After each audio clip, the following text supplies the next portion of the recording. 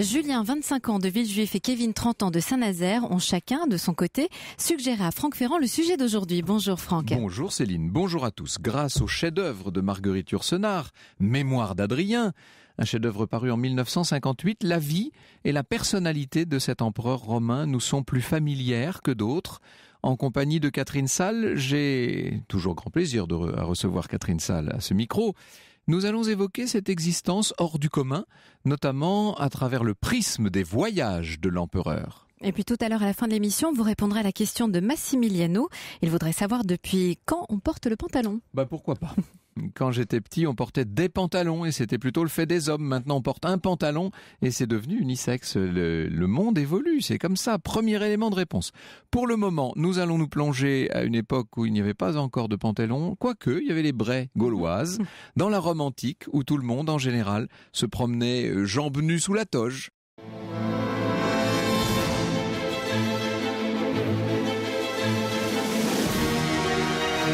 Europe 1.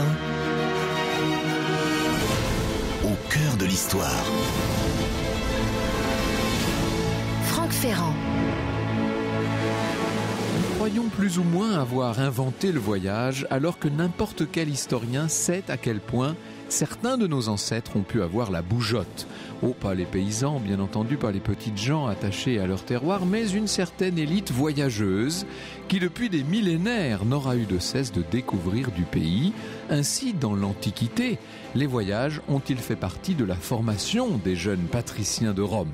Sénèque, le précepteur de Néron, son ami, disons-le, en vante du reste les mérites, c'est la nature des choses célestes d'être toujours en mouvement, écrivait-il. Celui qui va devenir l'empereur Adrien, dès son plus jeune âge, a eu le goût des voyages. Il faut vous dire que Adrien est né dans la péninsule hispanique, d'abord, au départ, pas très loin de Séville, au début de 76.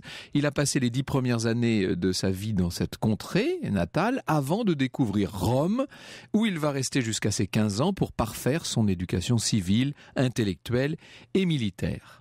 Il revient ensuite dans sa ville natale. Sa ville natale, c'était Italica, très précisément. Il devient d'ailleurs magistrat supérieur de cette ville. Et après son service militaire, il effectue son premier véritable voyage dans les Balkans, au bord du Danube, en Germanie supérieure. Après quoi, il retourne à Rome pour vivre auprès de l'empereur Trajan, qui était le cousin germain de son père. Il va dès lors parcourir l'Empire pour des missions militaires. Il passe par Athènes à 2 reprises, en 111 et 112, puis par Antioche, en Syrie de l'époque. Il est nommé d'ailleurs, à ce moment-là, il est nommé légat d'Orient. Et il va devenir empereur en 117, nous verrons tout à l'heure avec Catherine Salle dans quelles circonstances. Il devient empereur à la mort de Trajan, il a été acclamé bien sûr par les troupes en tant qu'impérator et au lieu d'en profiter pour retourner tout de suite à Rome, Adrien, je devrais dire désormais l'empereur Adrien, va continuer à voyager pour pacifier l'Orient. Tout à l'heure, dans le lancement de cette émission, je vous disais que ce sont les mémoires d'Adrien, évidemment, qui m'ont amené vers ce personnage. Voilà ce qu'écrit Marguerite Yourcenar. Elle fait parler, bien entendu, l'empereur Adrien. Sur 20 ans de pouvoir, dit-elle ou dit-il, j'en ai passé 12 sans domicile fixe. J'occupais à tour de rôle les palais des marchands d'Asie, les sages maisons grecques, les belles villas munies de bains et de calorifères des résidents romains de la Gaule, les huttes ou les fermes. La tente légère, l'architecture de toile et de corde était encore la préférée. Les navires n'étaient pas moins variés que les logis terrestres. J'eus le mien, pourvu d'un gymnase et d'une bibliothèque, mais je me défiais trop de toute fixité pour m'attacher à aucune demeure, même mouvante. La barque de plaisance d'un millionnaire syrien, les vaisseaux de haut bord de la flotte ou le caïque d'un pêcheur grec convenaient tout aussi bien. Le seul luxe était la vitesse et tout ce qui la favorise. Les meilleurs chevaux, les voitures les mieux suspendues, les bagages les moins encombrants, les vêtements et les accessoires les mieux appropriés au climat. Mais la grande ressource était avant tout l'état parfait du corps.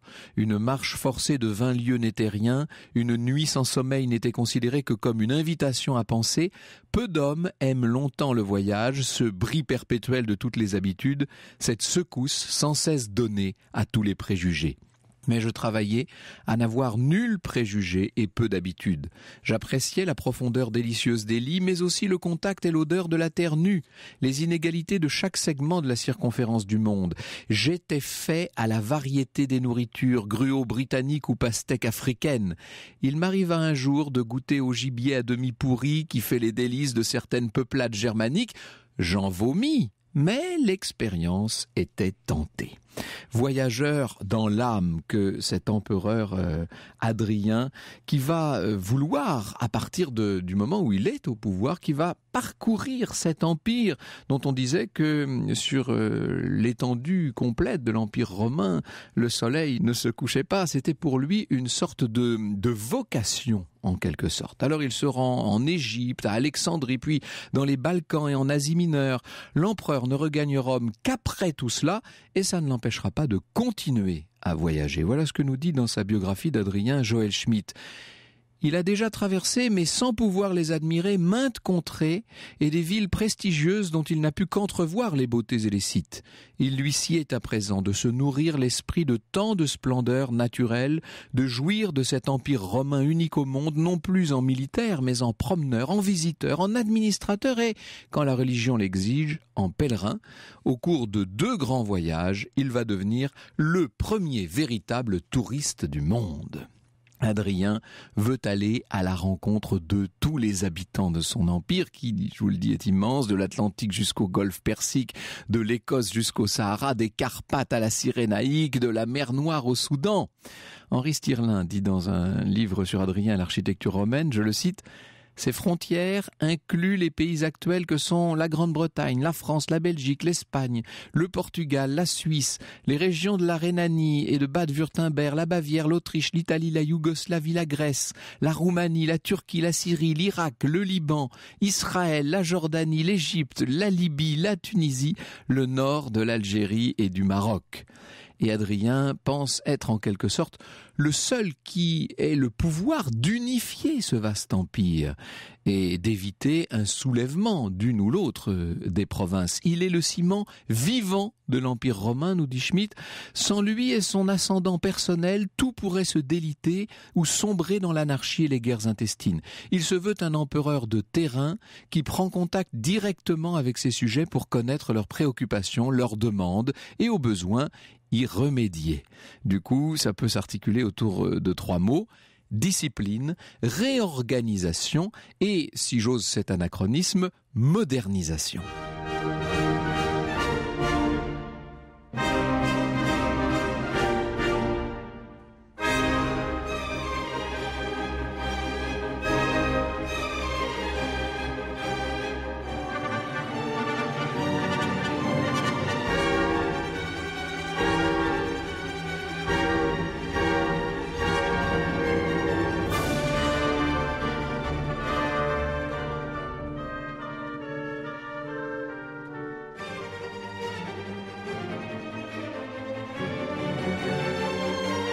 Norma, un extrait de l'ouverture de Bellini. Dans un instant sur Europe 1, nous revenons avec vous, Franck Ferrand, au voyage d'Adrien.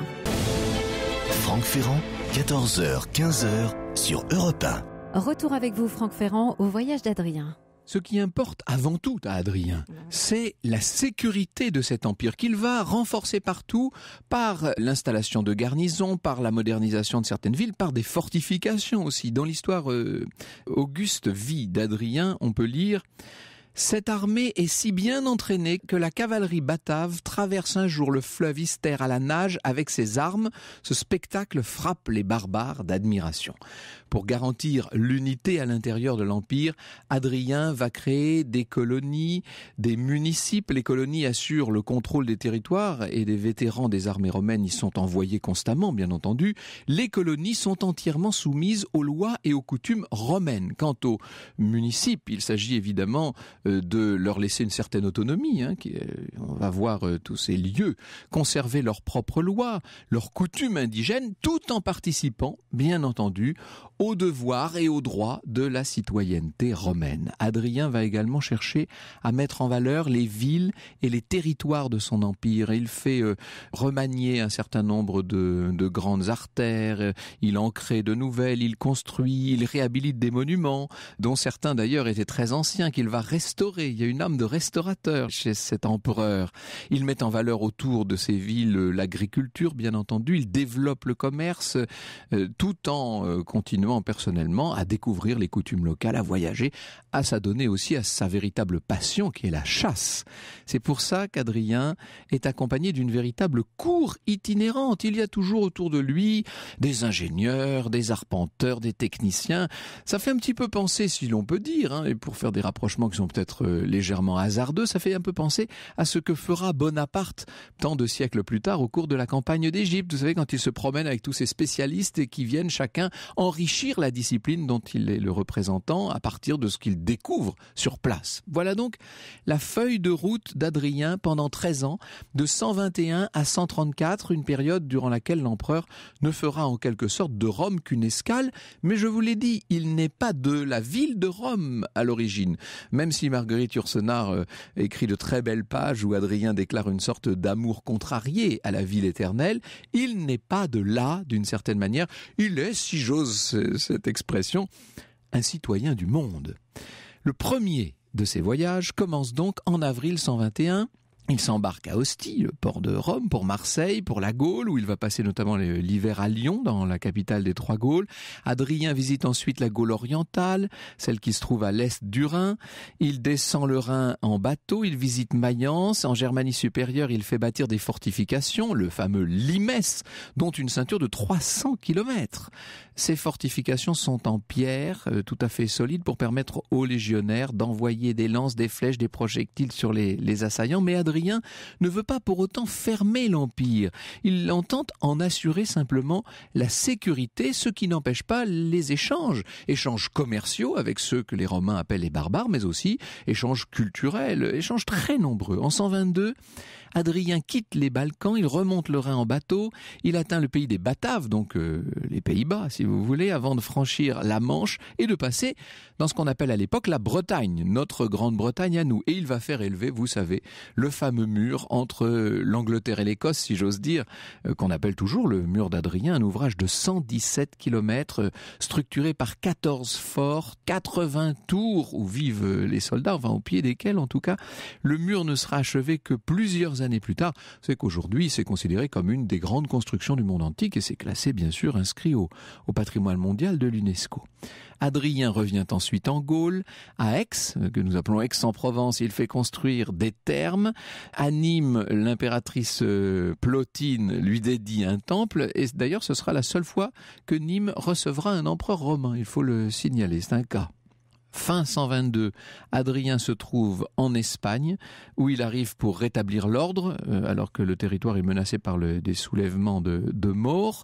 Il est chez lui, là, d'une certaine manière. La raison, d'ailleurs, de ces soulèvements, c'est que les détenteurs du droit italique dans le pays refusent la levée de troupes destinées à venir en aide à la 8e Légion Gemina, qui a été dépossédée d'une partie de ses effectifs qui avaient été justement envoyés en Bretagne. Finalement, Adrien réussit à convaincre les Espagnols, si je puis dire, de la nécessité de faire allégeance à Rome et d'entrer dans ses légions. Mais au cours de ce séjour, il va risquer sa vie, ainsi qu'il le raconte lui-même, ou le raconte en tout cas son biographe officiel.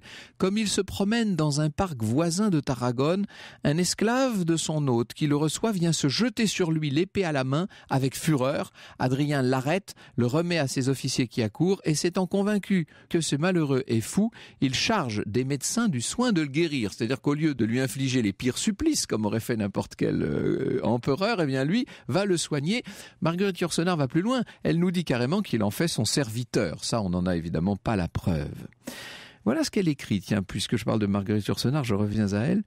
Bien des fois au printemps, quand la fonte des neiges me permit de m'aventurer plus loin dans les régions de l'intérieur, il m'est arrivé de tourner le dos à l'horizon du sud qui renfermait les mers et les îles connues, et à celui de l'ouest où quelque part le soleil se couchait sur Rome, et de songer à m'enfoncer plus avant dans ces steppes ou par-delà ces contreforts du Caucase vers le nord ou la plus lointaine Asie. Quel climat, quelle faune, quelle race d'hommes aurais-je découvert, quels empires ignorants de nous comme nous le sommes d'eux, ou nous connaissant tout au plus grâce à quelques denrées transmises par une longue succession de marchands et aussi rares pour eux que le poivre de l'Inde, le grain d'ambre des régions baltiques le sont pour nous. À Odessos, un négociant revenu d'un voyage de plusieurs années me fit cadeau d'une pierre verte semi-transparente, substance sacrée paraît-il, dans un immense royaume dont il avait au moins côtoyé les bords et dont cet homme, épaissement enfermé dans son profit, n'avait remarqué ni les mœurs ni les dieux. Yourcenar voudrait presque nous faire passer Adrien pour une sorte de Marco Polo ici.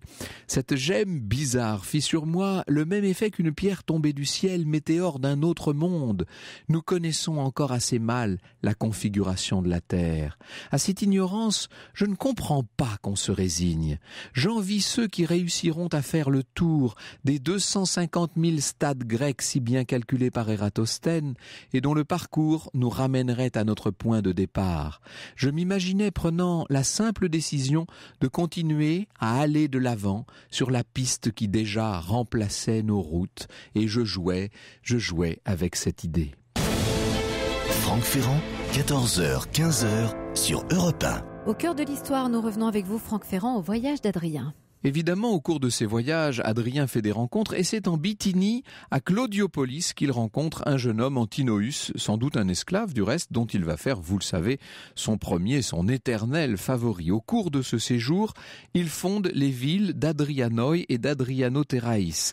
C'est un vrai fondateur de ville. On parle toujours d'Alexandre le Grand, mais et de ses généraux, mais que dire d'Adrien ? En 124, en Cyzique, il fait bâtir un temple qui lui est dédié, souvent considéré comme une des merveilles du monde. Il faut imaginer 62 colonnes qui font 21 mètres de haut. Le fronton est décoré de statues de divinités, au-dessus desquelles s'élève un buste colossal de l'empereur Adrien.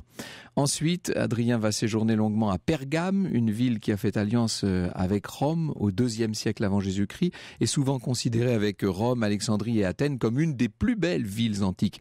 C'est sous Adrien que Pergame connaît un nouvel apogée, car l'empereur évergète mystique et religieux s'empresse de faire édifier des temples, dont un consacré aux divinités égyptiennes, ainsi qu'un sanctuaire dédié au dieu de la médecine, Asclépios, nous dit Joël Schmitt. En août 124, à Éphèse, il institue des jeux qui porteront désormais son nom, puis il s'embarque pour l'île de Rhodes où il va faire restaurer le fameux colosse, de Rhodes. De fin septembre 124 à mars 125, il est à Athènes, une ville qui va compter considérablement pour lui, on va y revenir dans un instant. Et puis fin septembre, il s'initie au rite ésotérique d'Éleusis, avec tous les mystères d'Éleusis, vous savez. Robert Turcan parle de ces rites. Ces mystères étaient des rites secrets qui représentaient le point culminant du culte agraire rendu à la déesse Déméter, nous dit-il.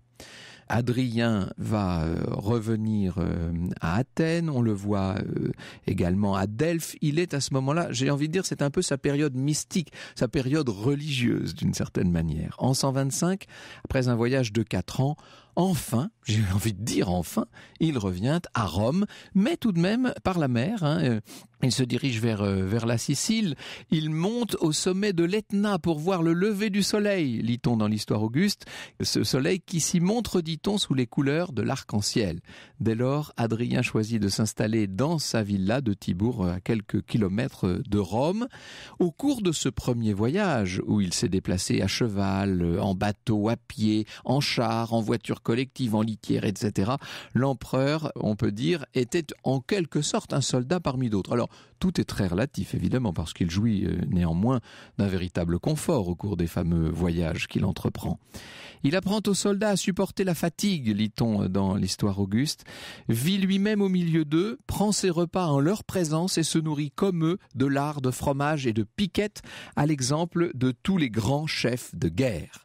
À l'été 128, après 2 ans et demi, Adrien entreprend un nouveau voyage dans son vaste empire. Ce voyage-là va être beaucoup plus long. C'est un voyage où il va à la fois continuer d'embellir son empire, bien entendu, et en même temps vivre le drame personnel de la mort d'Antinoüs. À l'été 128, Adrien s'embarque donc à Ostie. Il fait étape à Sicile de nouveau, puis il se rend en Maurétanie, ce qu'on appelle aujourd'hui, disons, l'Afrique du Nord. On le voit à Carthage notamment, dans l'actuelle Tunisie, mais aussi dans l'actuelle Algérie, au Maroc. Sa mission, c'est de romaniser, c'est de fonder des villes, toujours bien entendu, de développer également l'économie locale, avec notamment une culture intensive des oliviers. C'est lui qui va lancer ça. Une culture intensive de la vigne également, pour autant que ce soit possible. Puis, Hadrien repart pour Athènes en septembre 128. Ce qui est intéressant, je vais poser la question à Catherine Salle dans un instant, mais on pourrait presque dire que pour lui, Athènes est la capitale de l'Empire. Ensuite, le voilà parti pour l'Orient. Il passe par la Turquie, par Antioche, il continue encore l'embellissement d'Antioche. Au printemps 130, il descend vers la Palestine. Palmyre est rebaptisée Adrianopolis. Pour lui, c'est un carrefour de toutes les caravanes venues d'Orient, même d'Extrême-Orient, d'Occident, etc. Puis à Damas, les habitants construisent un arc de triomphe en son honneur et l'empereur va tenter de faire de Jérusalem une ville romaine avec des thermes, un théâtre, un nymphée, un portique, etc. Là-dessus aussi, nous reviendrons bien entendu. Hadrien passe 2 mois à Alexandrie, où il va s'adonner notamment à la chasse. Et puis, c'est à ce moment-là, c'est dans la seconde quinzaine d'octobre 130, alors qu'il remonte avec l'impératrice la vallée du Nil en bateau jusqu'à Thèbes. Il voit là des monuments absolument magnifiques. On le voit face à Hermopolis, à Béza, à mi-chemin entre Thèbes et Memphis. On le voit s'arrêter, installer un véritable camp. Et c'est ici que Antinoüs va se noyer dans le Nil. On est donc fin octobre 130. Dans quelles conditions est-ce que ce jeune homme de 19 ans est mort? Est-ce qu'il a fait un malaise? Est-ce qu'il s'est suicidé dans le Nil? C'est la thèse que défend Marguerite Yourcenar, évidemment. Eh bien, c'est aussi l'une des questions que je vais poser dans un instant à mon invité. Bonjour Catherine Salle. Bonjour. Nous n'avons fait qu'entamer le second voyage d'Hadrien. J'ai décidé d'évoquer cet empereur à travers ses voyages parce qu'il me semble qu'avant tout et plus que toute autre chose, il aura été un voyageur. Franck Ferrand, 14h, 15h sur Europe 1. Au cœur de l'histoire, vous nous parlez cet après-midi, Franck Ferrand, de l'empereur Hadrien, avec votre invitée, Catherine Salle, agrégée de lettres classiques, maître de conférences émérite à l'université Paris-X-Nanterre, grande spécialiste de l'Antiquité romaine. Catherine Salle, il faut que vous éclairiez notre lanterne, si je puis dire. Est-ce que tous les Romains, et notamment tous les empereurs de Rome, ont voyagé comme a pu le faire Hadrien? Ils ont tous beaucoup voyagé, en fait moins qu'Hadrien.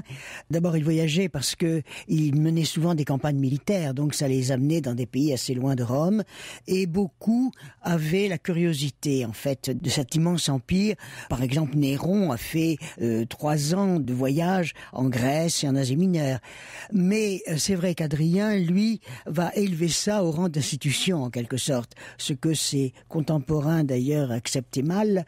Mais Marguerite Yourcenar le dit, il a en quelque sorte ce goût inné du voyage. Mais en même temps, il le fait en tant que bon empereur, puisqu'il va vérifier l'administration dans toutes ces régions. Admirable administrateur. Admirable administration, mais enfin, il y a encore des choses à changer. Et puis, il va, alors ça, c'est son tempérament personnel, il va découvrir toutes les merveilles architecturales ou autres du monde antique. Tout à l'heure, vous avez fait allusion à ce lever de soleil sur l'Etna, c'est ça. Mais on le voit dans différents endroits, il va visiter des curiosités naturelles. Bien sûr, on pourrait toujours se poser la question de la part qu'a mise Marguerite Yourcenar dans les mémoires d'Hadrien. Est-ce que c'est sa propre curiosité dont elle fait constamment l'éloge, ou est-ce que c'est celle de l'empereur? Si l'on en croit la vie auguste d'Hadrien, si l'on en croit ses mémoires officielles, d'une certaine manière, il y avait bien en lui cette curiosité, ce respect, cette ouverture au monde, en fait. Hadrien avait écrit son autobiographie, que nous ne possédons plus, mais il est certain que l'auteur de la vie dans les empereurs, la vie d'Hadrien s'est beaucoup inspiré de là. Et là, on voit qu'effectivement, vous l'avez souligné, il a passé 12 ans de son règne en dehors de Rome. Alors, Rome, c'est pas en plus sa ville, Rome. Il est espagnol, il faut bien voir ça. C'est un espagnol. Et c'est ça. Et comme toute sa famille, d'ailleurs. Il a été, dès sa naissance, en quelque sorte, formé à cette idée d'un empire multiple, immense, puisqu'il n'est pas amené à Rome. Ça compte, évidemment. Oui, ça, il n'est pas vraiment romain. Ça a été le cas de la plupart des empereurs, ce qu'on appelle les Antonins, c'est-à-dire cette dynastie qui couvre le 1er siècle de notre ère. Il était lui-même le fils d'un cousin germain. Oui, il était le petit-neveu de Trajan. Voilà. Il avait épousé sa femme Sabine, était la petite nièce de Trajan. Donc ils se un peu mariaient de la tous famille, entre eux. il était quand même pas loin de la famille impériale. Pas du tout, dire, non, hein. il était vraiment... Ça. Et d'ailleurs, tous ces empereurs du second siècle de notre ère sont tous rattachés à cette famille de Trajan d'une façon ou d'une autre. Comment Trajan l'a-t-il choisi? Pourquoi va-t-il lui succéder? Parce que Trajan l'a eu à côté de lui, Trajan l'avait fait venir à la cour, Trajan était empereur, et il s'était rendu compte des qualités de ce jeune homme, et par conséquent, il l'a désigné comme héritier. Ce qui a d'ailleurs suscité pas mal d'antagonisme à Rome. Les sénateurs étaient tout à fait contre Bien Adrien. entendu. Il y a eu une conjuration au moment de l'arrivée au pouvoir d'Adrien, et d'ailleurs, Adrien, c'est un des seuls actes vraiment durs de son règne, a fait exécuter tous les meneurs de cette conjuration. C'est-à-dire qu'en fait, alors là encore, hein, c'est peut-être Marguerite Yourcenar qui parle, mais on a l'impression qu'il répugne à la violence, mais en tout cas, il n'hésite pas à l'employer quand c'est politiquement nécessaire. Exactement. Au tout début de son règne, il va mater un certain nombre de révoltes, et puis surtout, en 133, il y aura la terrible répression contre Jérusalem. Contre Jérusalem et contre la révolte de Bar Kokhba, oui. Ouais, et puis même à la fin de sa vie, où il est devenu détesté. C'est très curieux d'ailleurs, ce personnage qui avait été assez aimé de ses sujets.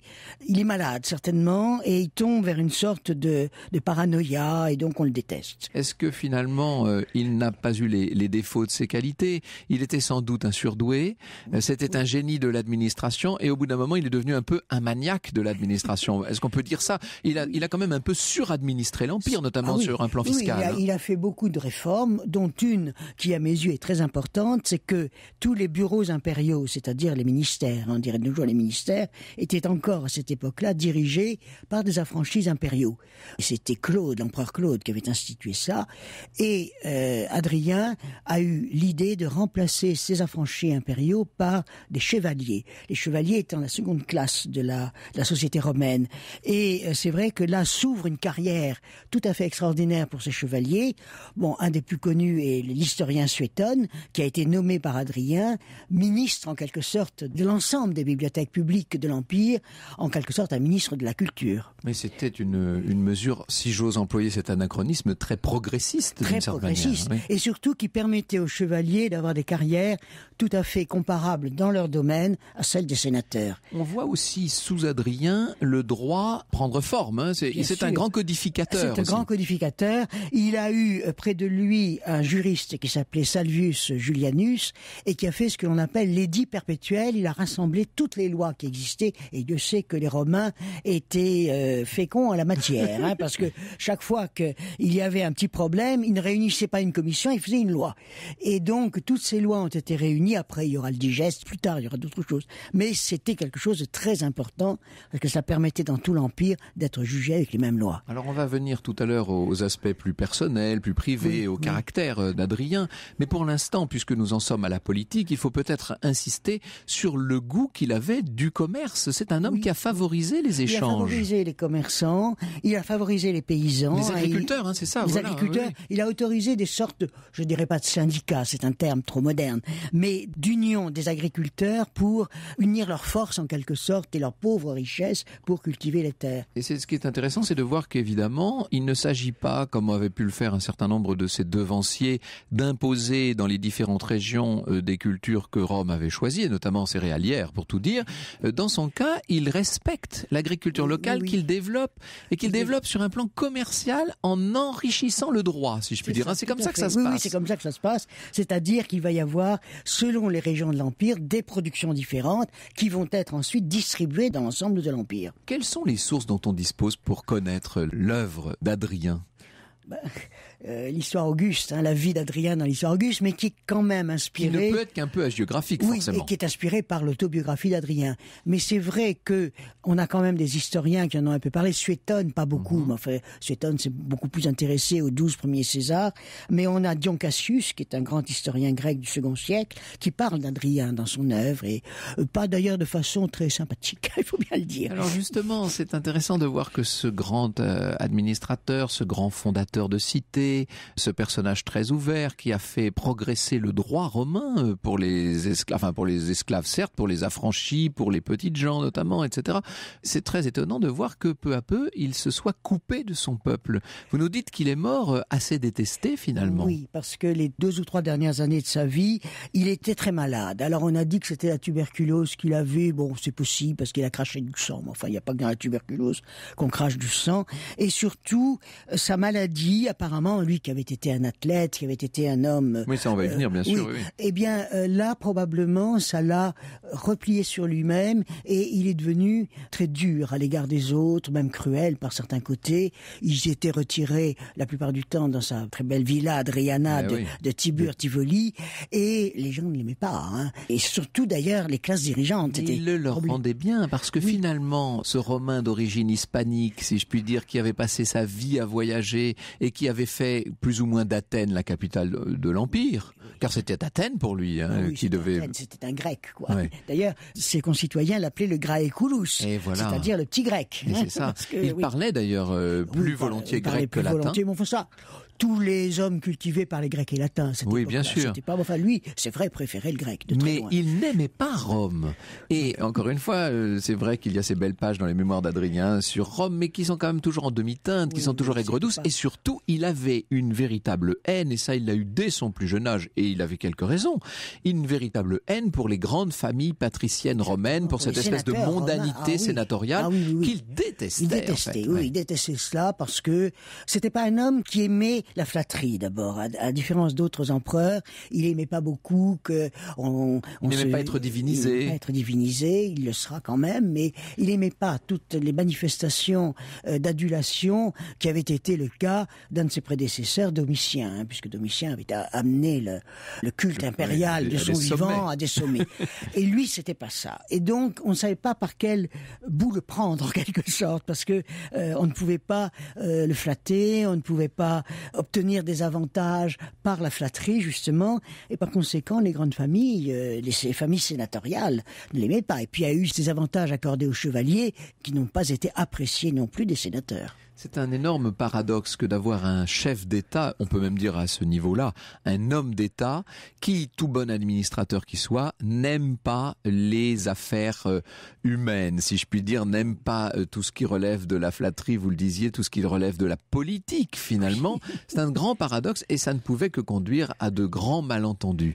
On peut dire d'une certaine manière que non seulement Adrien était fait pour voyager, mais que, vous allez le voir dans un instant, il était fait pour le bonheur. Franck Ferrand, 14h, 15h sur Europe 1.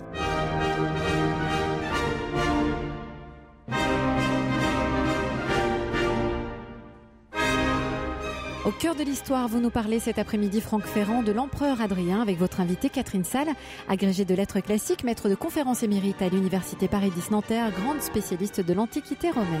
Je rouvre les mémoires d'Adrien de Marguerite Yourcenar au cœur même de la gloire de l'empereur dans ce chapitre qui s'appelle Saeculum Aureum, le siècle d'or.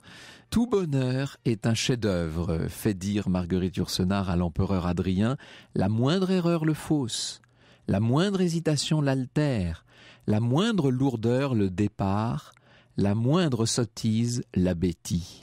Le mien n'est responsable en rien de celle de mes imprudences qui plus tard l'ont brisé.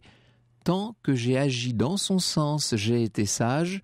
Je crois encore qu'il eût été possible à un homme plus sage que moi d'être heureux jusqu'à sa mort. C'est quelque temps plus tard en Phrygie, sur les confins où la Grèce et l'Asie se mélangent, que j'eus de ce bonheur l'image la plus complète et la plus lucide. Nous campions dans un lieu désert et sauvage, sur l'emplacement de la tombe d'Alcibiade, qui mourut là-bas victime des machinations des satrapes. J'avais fait placer sur ce tombeau négligé depuis des siècles une statue en marbre de Paros, l'effigie de cet homme qui est un de ceux que la Grèce a le plus aimé. J'avais aussi donné l'ordre qu'on y célébrât chaque année certains rites commémoratifs. Les habitants du village voisin s'étaient joints aux gens de mon escorte pour la première de ces cérémonies. Un jeune taureau fut sacrifié, une partie de la chair fut prélevée pour le festin du soir. Il y eut une course de chevaux improvisée dans la plaine, des danses auxquelles le Bithynien prit part avec une grâce fougueuse. Un peu plus tard, au bord du dernier feu, rejetant en arrière sa belle gorge robuste, il chanta. J'aime à m'étendre auprès des morts pour prendre ma mesure. Ce soir-là, je comparais ma vie à celle du grand jouisseur vieillissant qui tomba percé de flèches à cette place défendue par un jeune ami et pleurée par une courtisane d'Athènes. Ma jeunesse n'avait pas prétendu au prestige de celle d'Alcibiade. Ma diversité égalait ou surpassait la sienne. J'avais joui tout autant, réfléchi davantage, travaillé beaucoup plus. J'avais comme lui l'étrange bonheur d'être aimé. Alcibiade a tout séduit, même l'histoire, et cependant il laisse derrière lui les monceaux de morts athéniens abandonnés dans les carrières de Syracuse, une patrie chancelante, les dieux des carrefours sottement mutilés par ses mains. J'avais gouverné un monde infiniment plus vaste que celui où l'Athénien avait vécu, j'y avais maintenu la paix, je l'avais gréé comme un beau navire appareillé pour un voyage qui durerait des siècles, j'avais lutté de mon mieux pour favoriser le sens du divin dans l'homme, sans pouvoir y sacrifier l'humain. Mon bonheur m'était un paiement. On peut dire que dans cette page absolument magnifique, Hadrien n'est pas fâché avec lui-même d'une certaine manière. Était-il conscient des qualités qui avaient fait de lui un grand empereur, Catherine Sall ? Nous ne le savons pas. Et dans les textes que nous avons, il n'en parle pas. Mais il était quand même certainement conscient de la façon dont il dirigeait l'Empire avec beaucoup de sagesse et beaucoup de compétences, parce que c'est quand même le cas. Et c'est vrai que c'est sous son règne que ce siècle d'or, qui est le second siècle de notre ère, ce siècle des Antonins, a atteint son apogée. Alors il avait une épouse ? Oui, il avait une épouse qui s'appelait Sabine, qui était la petite nièce de Trajan. Ils n'ont pas eu d'enfant. Les femmes de la famille de cette famille de Trajan et des autres ont eu un rôle important. Plotine, la femme de Trajan, Sabine, la femme de... Plotine a joué un rôle essentiel, oui, en fait. Parce qu'elle était très attachée à ce jeune Hadrien, et c'est elle qui a poussé beaucoup son mari à l'adopter. Mais... ce sont des femmes, en tout cas, qui n'ont pas donné d'exemple, comme l'avaient fait les femmes de la dynastie des Julio-Claudiens. Nous sommes loin d'Agrippine ou de Messalide ou de toutes ces femmes-là. Non, apparemment, elles ont été de bonnes épouses. Peut-être la femme de Marc Aurèle, mais ça, c'est plus tardif. Et ils avaient eu quand même 11 ou 12 enfants, je ne me rappelle plus, Marc Aurèle et sa femme. Mais probablement, elle l'a trompé. Bon, ça. Et c'est ainsi que le fils qui va succéder à Marc Aurèle, Commode, serait le fils d'un gladiateur, en fait. Alors, auquel il ressemblait. Ce n'est pas la femme d'Hadrien qui est entrée dans l'histoire, évidemment, c'est son jeune favori. Bien sûr, ce magnifique Antinous. Et je pense que beaucoup des auditeurs ont pu voir cette statue extraordinaire d'Antinous qui se trouve au musée de Delphes, en Grèce. C'est la beauté. Qui est beaucoup reproduite, qui a d'ailleurs été copiée à l'infini. Il y en a partout, les statues. Il l'a fait représenter partout, surtout après sa mort. Mais la plus belle est sans conteste celle de Delphes. On ne peut que tomber amoureux de ce jeune homme quand on le voit statufié de cette façon-là. Une sorte de perfection. C'est la perfection.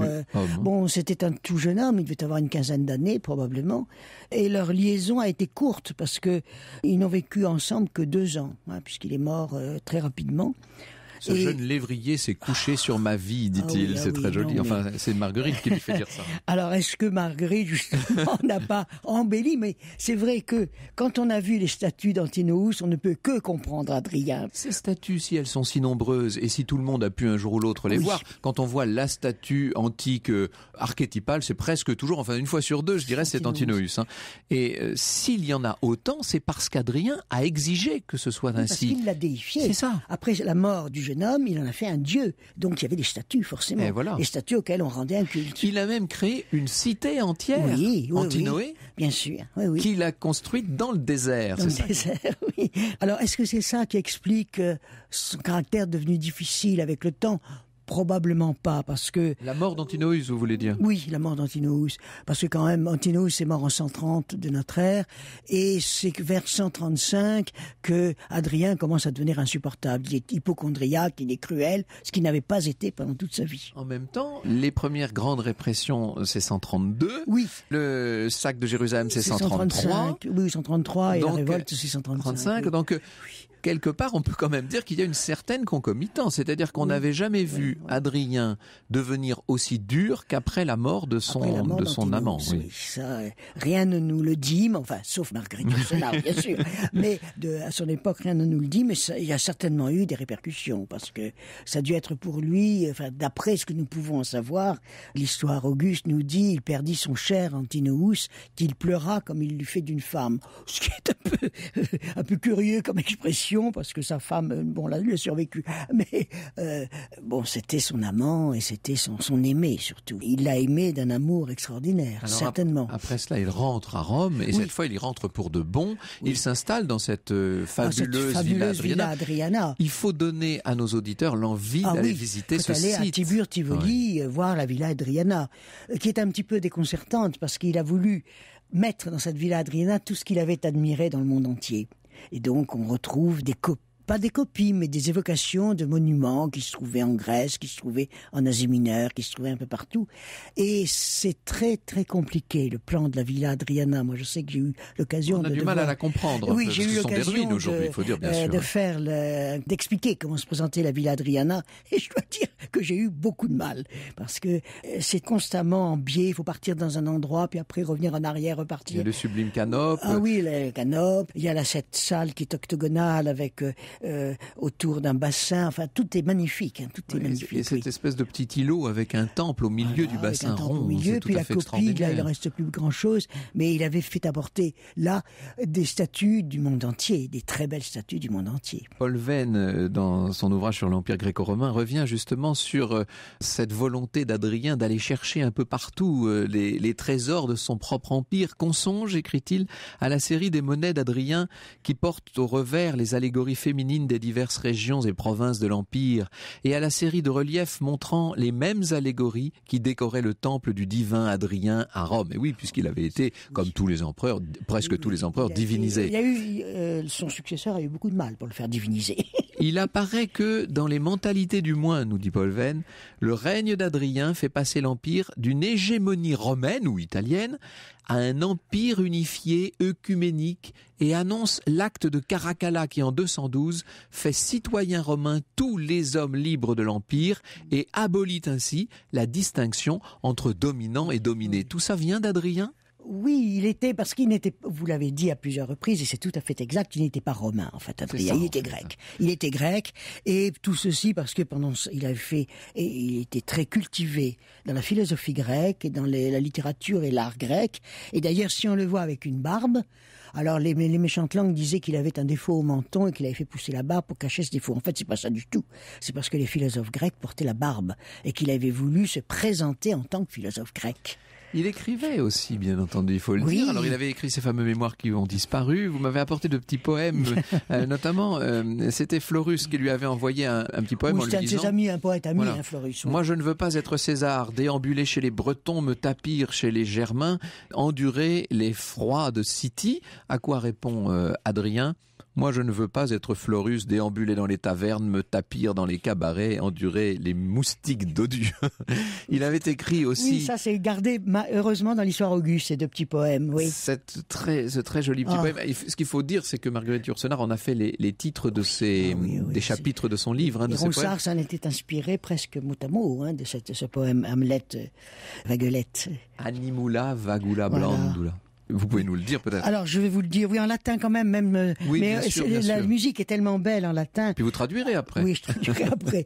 Animula, vagula, blandula, hospes comesque corporis, quae nunc abibis in loca pallidula rigida nudula, nec ut soles dabis iocos. Ce qui signifie Hamlet, vaguelette, calinette, hôte et compagne de mon corps, qui maintenant t'en vas dans ces lieux livides, glacés et dénudés, tu ne lanceras plus tes plaisanteries habituelles. Merci beaucoup, Catherine Salle, d'avoir pour nous ressuscité l'Hamlet du grand, du merveilleux Adrien. Europe 1, au cœur de l'histoire. Retour aux origines. Et vous répondez cet après-midi, Franck Ferrand, à Massimiliano. Il voudrait savoir depuis quand nous portons des pantalons. Alors, le pantalon vient d'abord, ça il faut dire que le terme, d'abord, pendant très longtemps on disait les pantalons, maintenant on dit le pantalon. Bon, c'est ainsi, ça vient évidemment du personnage de la Commedia dell'arte, Pantalone, qui en portait pour sa part de très beaux, bien entendu. Ça remonte très loin, cette histoire. Il faudrait que je vous parle des braies celtiques, dès le 6e siècle avant notre ère. On voyait un certain nombre de cavaliers, notamment les Scythes iraniens, les Achéménides, en Perse, les Phrygiens, et puis donc les Gaulois portaient ces espèces de pantalons avant la lettre, si l'on peut dire. La constante, c'est que, en fait, on a toujours, au fil des siècles, les braies vont évoluer, si vous voulez. Certaines sont souples, d'autres rigides, d'autres courtes, d'autres longues. Mais la constante, c'est que le pauvre revêt toujours des braies plus larges que le seigneur. Comme si, en quelque sorte, pour avoir droit à porter des vêtements très ajustés, eh bien, il fallait avoir les moyens de se payer le tailleur, tout simplement. La mode va évoluer. Les hommes commencent, dans un premier temps, par porter, vous savez, des hauts de chausses avec des bas, qu'on appelait des chausses, et puis ces hautes chausses vont devenir peu à peu la culotte, qu'on appellera la culotte à la française plus tard. C'est avec la Révolution que, par antiphrase, le peuple va se donner le nom de sans-culotte, c'est-à-dire le peuple qui n'a pas les moyens de porter justement ces belles culottes bien ajustées que portaient les seigneurs de la cour. Il y a une véritable révolution vestimentaire puisque ce vêtement au départ tout à fait populaire, presque indigne, un vêtement paysan d'une certaine manière, va devenir au contraire petit à petit un signe d'élégance au XIXe siècle. Les hommes renoncèrent à leur droit d'employer les diverses formes de parures brillantes, gaies, raffinées, s'en dessaisissant entièrement au profit des femmes. L'homme cédait ses prétentions à la beauté, il prenait l'utilitaire comme seule fin, nous dit John Carl Flügger dans ce qu'il appelle la grande renonciation. Alors ce qui est amusant, c'est que pendant très longtemps, évidemment, les pantalons sont l'apanage des hommes, mais que les femmes vont se battre à leur tour pour avoir le droit, peut-être pas de porter la culotte, mais en tout cas de mettre des pantalons. Ça va être très long, cette bagarre, cette bataille, si je puis dire, jusque dans des années assez récentes, jusque dans les années 1970 et 1980, disons-le. Or, vous savez qu'une loi du 19e siècle interdisait aux Parisiennes, la loi elle avait été votée en 1800, interdisait aux Parisiennes de porter un pantalon. Personne n'avait jamais songé à l'abroger cette loi. Alors il y a longtemps qu'on ne la respectait plus, mais c'est chose faite. Sachez que depuis le 31 janvier 2013, les Parisiennes sont en règle. Elles ont tout à fait le droit de porter des pantalons.